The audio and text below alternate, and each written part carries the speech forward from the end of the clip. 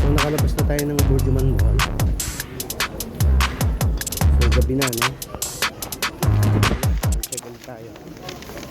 Ayan, 9:35 na ng gabi dito sa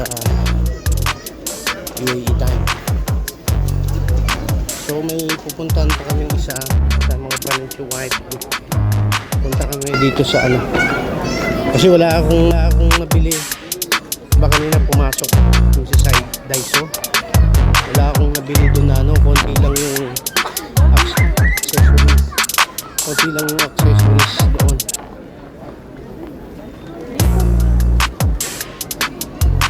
Konti lang yung accessories doon, kaya so yun, meron kami kasing bibilihin. Yun nga yung accessories para dito sa phone, yung tripod. So yun mga kailistang ano, tayo ngayon sa metro.